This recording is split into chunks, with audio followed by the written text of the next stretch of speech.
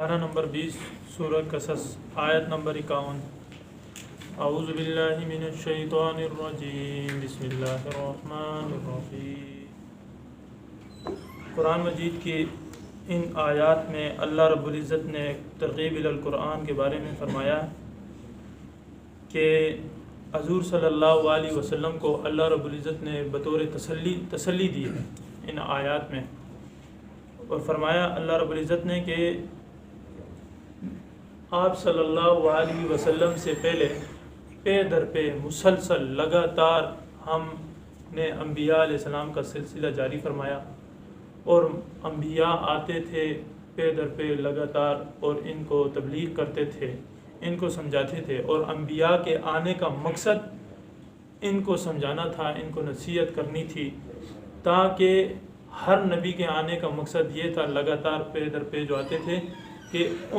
اس وقت کی امت سے پہلے جن امتوں پر اللہ رب العزت کا عذاب آیا ہے اس عذاب سے ان کو ڈرایا جائے، اور ان کے انجام سے ڈر کر یہ لوگ ایمان لے کر آئے۔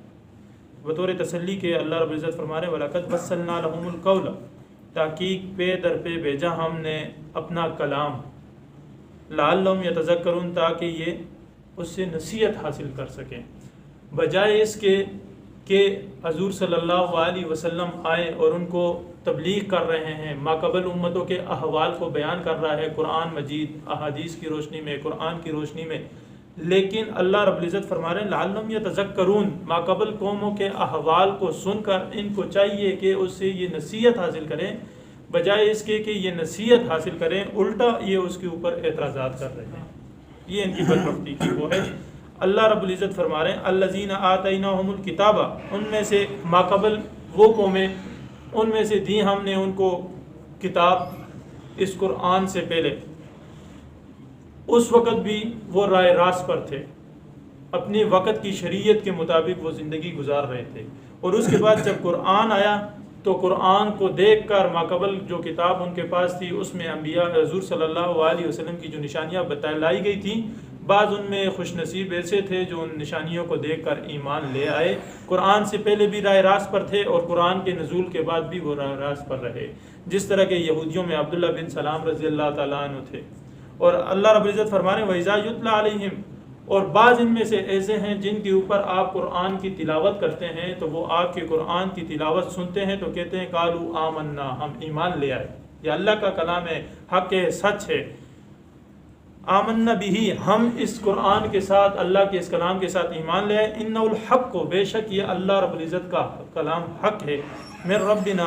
وَإِنَّا كُنَّا مِن قَبْلِهِ، اور اس سے پہلے بھی ہم ایمان لے کر آنے والے تھے، اس سے پہلے بھی ہم اللہ کی کتاب کو ماننے والے تھے۔ اللہ رب العزت نے بیان فرمایا، مفسرین حضرات نے فرمایا کہ یہ قرآن کی یہ آیات حبشہ کے بادشاہ کی طرف سے عیسائیوں کا جو وفد حضور صلی اللہ علیہ وسلم سے ملاقات کرنے کے لیے آیا تھا، آپ صلی اللہ علیہ وسلم نے قرآن کی تلاوت کر کے ان کو سنائی تو وہ قرآن کو سنتے ہی ایمان لے آئے تھے۔ اور فرماتے ہیں اللہ رب العزت فرمانے کے بعض خوش نصیب ایسے ہیں جو کلام کو سننے سے حضور صلی اللہ علیہ وسلم کے پر ایمان لانے سے پہلے بھی جو وقت کا نبی تھا، جو وقت کی کتاب تھی اس کے مطابق زندگی گزار رہے تھے، اس کے ماننے والے تھے، اور قرآن کو حضور صلی اللہ علیہ وسلم کو دیکھ کر سن کر اس کے اوپر بھی ایمان لے آئے۔ تو وہ کہتے ہیں اِنَّا كُنَّا مِن قَبْلِهِ، قرآن کے اس نزول سے پہلے بھی ہم تھے مسلمین، ماننے والے، یعنی کہ اللہ کے کلام کو اس قرآن کے نازل ہونے سے پہلے بھی ہم ماننے والے تھے۔ یہ حبشہ کی طرف سے وفد آنے والوں کے بارے میں، ان عیسائیوں کے وفد کے بارے میں اللہ رب العزت نے بیان فرمایا۔ تو اللہ رب العزت فرماتے ہیں کہ بعض چیزیں ایسی تھیں کہ اگلے جب گھر میں ایک چیز وافر مقدار میں موجود ہو اور گھر والے اس سے مستفید نہ ہو رہے ہوں اور باہر والے لوگ اس سے مستفید ہو رہے ہوں تو دل کو درد ہوتا ہے، ٹھیس پہنچتی ہے۔ حضور صلی اللہ علیہ وسلم کے چاچا ابو طالب باوجود آپ صلی اللہ علیہ وسلم کی بے انتہا کوشش طلب کے باوجود وہ ایمان نہیں لائے، اور باہر سے اگلے ملک سے چل کر آنے والا ایک وفد صرف قرآن کی تلاوت سنی ایمان لے آئے۔ عبداللہ بن سلام رضی اللہ تعالیٰ عنہ یہودیوں کے عالم وہ قرآن کو حضور صلی اللہ علیہ وسلم کی زیارت کر کے ایمان لے آئے تو آپ صلی اللہ علیہ وسلم کے دل کو ٹھیس پہنچتی تھی، درد اٹھتا تھا، تکلیف ہوتی تھی کہ کسی طرح یہ مکہ والے اہل و عیال خاندان والے، یہ اس بستی کے رہنے والے، گرد و نواح میں رہنے والے، یہ بھی دائرہ اسلام میں داخل ہو جائے۔ تو آگے اللہ رب العزت نے سب سے پہلے ان دور دراز سے چل کر آنے والی اور پچھلی امتوں کے مطابق، پچھلی کتابوں کے مطابق زندگی گزارنے والوں کے احوال اور ان کے اجر کو بیان فرمایا، اور پھر اللہ رب العزت نے حضور صلی اللہ علیہ وسلم کے اس درد، اس کڑن کو بیان فرمایا اور آپ صلی اللہ علیہ وسلم کو تسلی دی۔ دیکھیے اللہ رب العزت نے فرمایا کہ اس سے ماقبل جتنی امتیں تھیں، جتنی قومیں تھیں، وہ ماقبل کتاب کے مطابق زندگی گزار رہے تھے۔ اولئک یؤتون اجر مرتین، ان کو دوہرا اجر دیا جائے گا، دوہرا ثواب ملے گا۔ ایک اس حضور صلی اللہ علیہ وسلم سے پہلی امت کی پہلی نبی کے شریعت کے مطابق، پہلی کتاب کے قوانین کے مطابق جو زندگی گزار رہے تھے اس کے مطابق اس کا اجر، اور دوسرا قرآن کو سن کر حضور صلی اللہ علیہ وسلم کو دیکھ کر جو یہ ایمان لے کر آئے،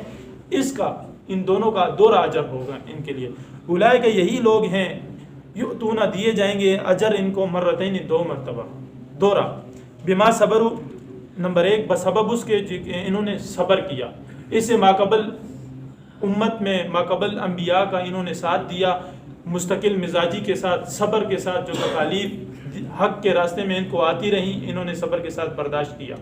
اور ماقبل کتاب کے مطابق یہ زندگی گزارتے رہے، اس کے اوپر ایک اجر ہے۔ دوسرا، جب یہ دائرہ اسلام میں داخل ہوئے، حضور صلی اللہ علیہ وسلم کی ذات پر ایمان لے آئے، اس وقت اپنوں کی طرف سے جو اذیتیں تکلیفیں ان کو پہنچیں گی، اور اس اذیت اور تکلیفوں کے اوپر یہ ایمان پر ڈٹے رہیں گے، جمے رہیں گے، اس صبر کے اوپر بھی اللہ رب العزت دوہرا اجر عطا فرمائیں گے۔ وَيَدْرَؤُونَ بِالْحَسَنَةِ السَّيِّئَةَ، اور دفع کرتے ہیں یہ برائی کو نیکی کے ساتھ، یعنی کہ کوئی اس کے ساتھ بد اخلاقی کرے تو یہ خوش اخلاقی کے ساتھ، اچھے اخلاق کے ساتھ ان کی اس بد اخلاقی کو برداشت کر لیتے ہیں اور صبر کرتے ہیں۔ وَمِمَّا رَزَقْنَاهُمْ يُنْفِقُونَ، اور اللہ رب العزت نے ان کو جو اجر رزق دیا ہوا ہے اس رزق میں سے اللہ کے راستے میں خرچ کرتے ہیں۔ مفسرین حضرات نے بیان فرمایا کہ مکہ کے مشرکین، بلکہ ہر دور کے جو بھی مخالفین تھے انبیاء کے، ان کے ایمان لے کر آنے میں دو چیزیں مانی تھی، جہاں قرآن نے بھی جا بجا اس کو ذکر کیا۔ سب سے پہلے ان کی عزت، شان و شوکت، ان کا مقام، اور دوسرا ان کا مال۔ تو پہلا جو ذکر کیا وَيَدْرَؤُونَ بِالْحَسَنَةِ السَّيِّئَةِ، وہ اپنی عزت کو جو برائی کے مقابلے میں اچھائی کے ساتھ حل کرتے تھے، یہ ان کی اس عزت کو، ان کے حب جا کو ذکر کیا۔ وَمِمَّا رَزَقْنَاهُمْ، اور حب مال، اس ایمان کے مقابلے میں نہ انہوں نے حب جا کو اور نہ حب مال کو، کسی ایک چیز کو بھی انہوں نے نہیں اٹھایا، صرف ایمان کو انہوں نے توجہ دی۔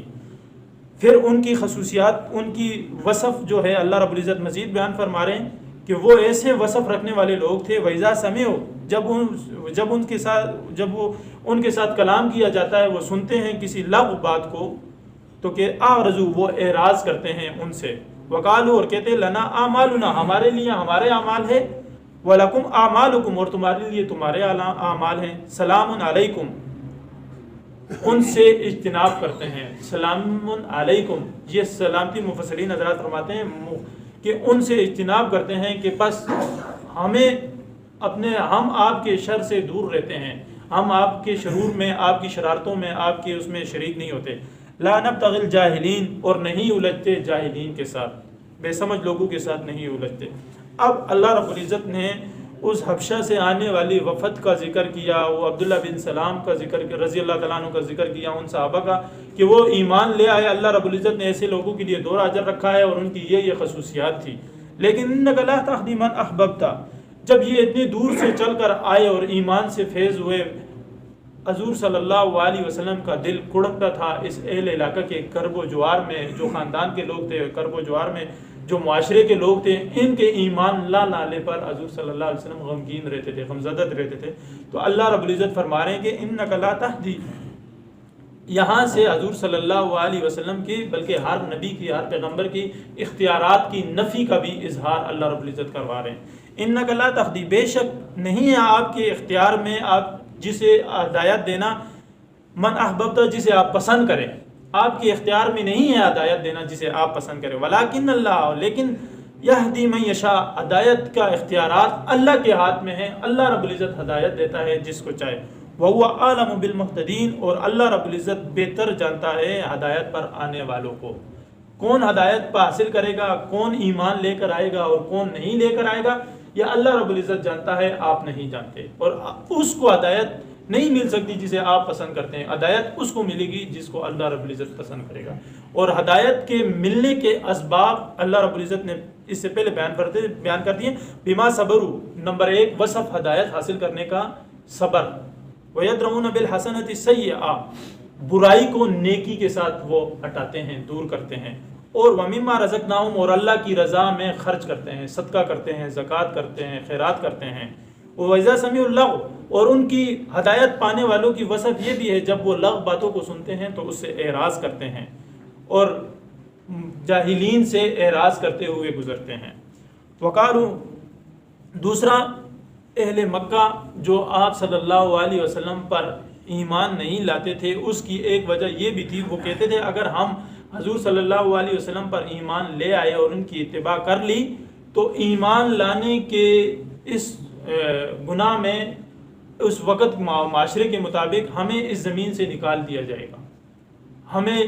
لڑائی کے لیے تیار رہنا ہوگا، جبکہ ہم اپنی یہ زرزمین چھوڑنا نہیں چاہتے ہیں، ہم یہاں پر ہی بسنا چاہتے ہیں، یہاں پر ہی رہنا چاہتے ہیں۔ وقالو، اور کہتے تھے وہ، ان نتبع الہدی معک،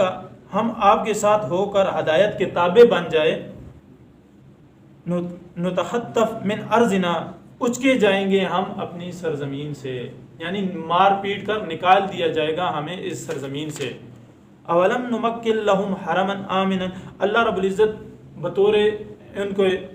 بیان فرما رہے ہیں کہ آیا ہم نے نہیں دی ان کو عزت کی جگہ، حرم کے اندر امن و امان والی جگہ ان کو نہیں دی، یوجبا الیہ ثمرات، کھینچے چلے آتے ہیں، کل شیء، ہر طرف سے پھل ان کی طرف، رزقا من لدنا، جو ہماری طرف سے رزق ہیں ان کی طرف، ولیکن اکثرهم لا یعلمون، لیکن اکثر ان میں سے نہیں جانتے۔ اللہ رب العزت فرما رہے ہیں کہ یہ ایمان اس ڈر کی وجہ سے نہیں لا رہے کہ اگر ہم حضور صلی اللہ علیہ وسلم پر ایمان لے آئے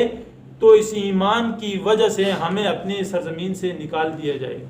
حالانکہ اللہ رب العزت فرما رہے ہیں کہ دیکھو یہ کیسے جنگل ہے، بیابان جگہ ہے، لیکن دنیا جہاں کا ان کے پاس اسباب کے درجے میں کچھ بھی نہیں ہے، لیکن دنیا جہاں کے پھل، دنیا جہاں کے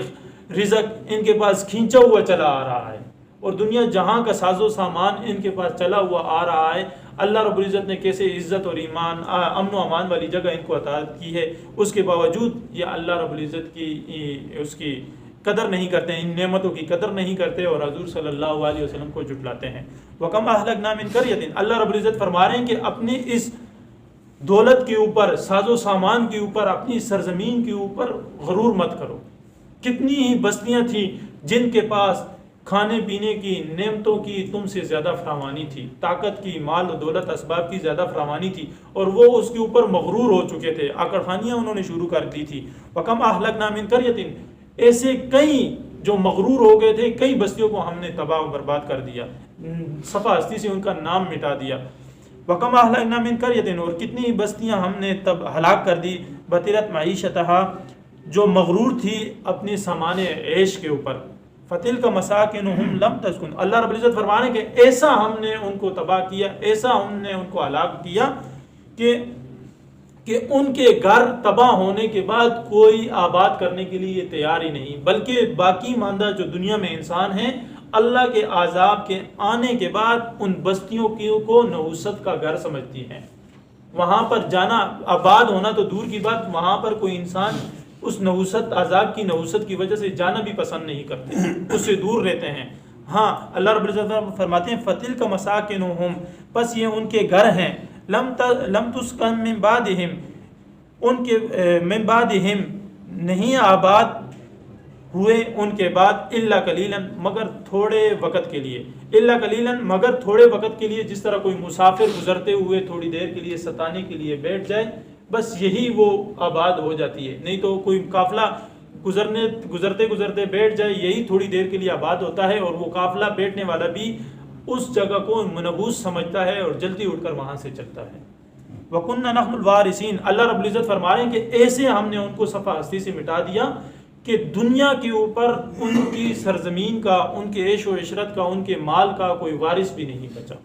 سوائے ہمارے، ہم ہی ساری سرزمین کے وارث ہیں۔ لہٰذا یہ چیزیں، یہ مال، یہ دولت، یہ عیش و عشرت اور یہ اقتدار جو ایمان لانے میں مانع بنی ہوئی ہے، یہ کل ان کے نہیں رہیں گے بلکہ ہم ہی ان کے وارث ہوں گے۔ اللہ رب العزت عمل کرنے اور سمجھنے کی توفیق عطا فرمائے۔